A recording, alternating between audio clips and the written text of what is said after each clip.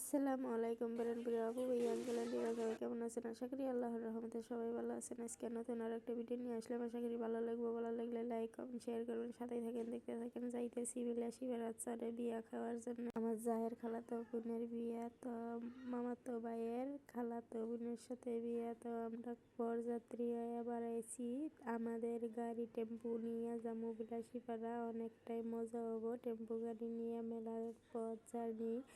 তো আকাশটা খুবই খারাপ, হাওয়া বাতাস বৃষ্টি আসবো মনে হইতেছে। তার জন্য টেম্পুর যে পরিত্যক্ত দরজাগুলো খুলে রাখছিল, তো ঝাঁটা দিয়ে সাবা করে বাইরে দিয়ে গাড়িতে নাগাই নিলাম। তো মেলাহানি পথে যে আইসি আসার পরে তো এই যে টেম্পুওয়ালা, এই পিলপিলিওয়ালা ভাইটা এক দোকানে খাড়া আছে, তার কাছে জিজ্ঞেস করলাম, মানে রাস্তা হারা গেছি, জীবনের ফার্স্ট আসলাম বিলাসীপাড়া। আর আমার যাও মেলা দিন পরে আসলো, ও রাস্তা চেনে না, তার জন্য জিজ্ঞাসা করিয়া আবার রওনা হইলাম।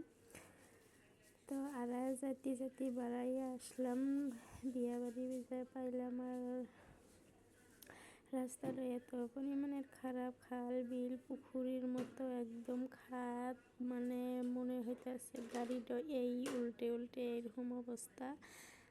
তো একদম জম্মের বিয়া খাওয়ার আওয়াজ মিটে গেছে।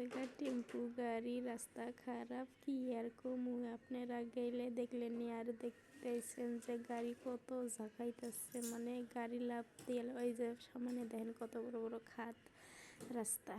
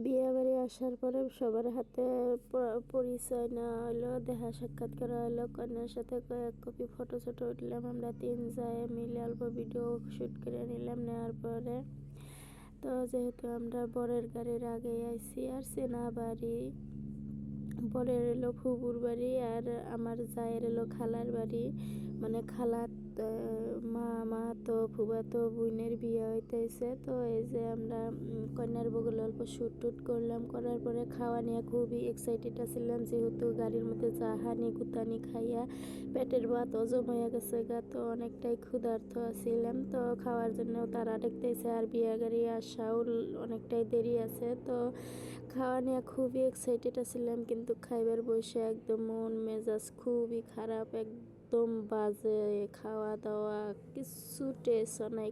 লাবড়া বানাইছে, ডাল বানাইছে, মাংস, কোনো কিছুই টেস্ট নাই, একদম বাজে, কি আর কমু। তো এই যে বিয়ে বাড়ির পোলাইপান মানে বর আসার জন্য অপেক্ষা করতেছে, শরবত টরবত নিয়ে, আর এত পরিমাণের হাওয়া দিছে, চর এলাকা, চরের মধ্যে একদম পুরা দাবার মনে হয় মানুষ উড়ে যাবো। এই যে দেখতেছেন কত, মনে কত যে দাবার, মানে তো অল্প দেখলাম, দেখার পরে যে মিষ্টি টিষ্টি সব রেডি করতেছে, বর আসার জন্য সবাই অপেক্ষা করতেছে, আর এদিকে আঙ্গের খাওয়ার জন্য বসবার করতেছে। তো কইতেছি যে খাইয়াই নাই, যেহেতু এত জাহাজ হয়ে এত পথ জার্নি করে আসলাম, খিদাও লাগছে, তো খাওয়ার জন্য এক্সাইটেড আসছিলাম। সবাই মিলে যে খাইবার বসে গেছি, লাউড়া দিয়ে দিল প্রথমে। এই যে এক নলা মুহি দিয়ে দিই, খাবারটা এত বাজে কি এরকম বাদ গেলে কোন বেনাবানি রাঁধেছে, করা একদম হক্ত কিরকিরে হয়ে আছে। এই যে মাংস দিল, মাংস দেখে খুবই এক্সাইটেড আসছিলাম, কিন্তু মাংসের কালারটা দেখেন, দেখলেই খুবই বাজে লাগে, আর খাইতেও খুবই বাজে। তারপরেও কি এরকম খিদে পেট,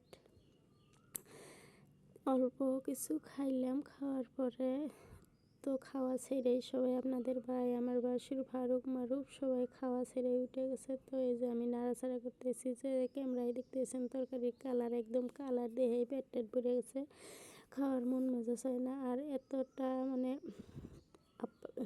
কি মানে মিষ্টি টিষ্টি আঙ্গারে দেয় নাই কে, কোনো কিছুই দেয় নাই কে, ওরা বানাইছে দেখেন সবারই এলা আইটা থালিগুলা, খাবার ছেড়ে ছেড়ে সবাই উঠে গেছে, এতটা বাজে।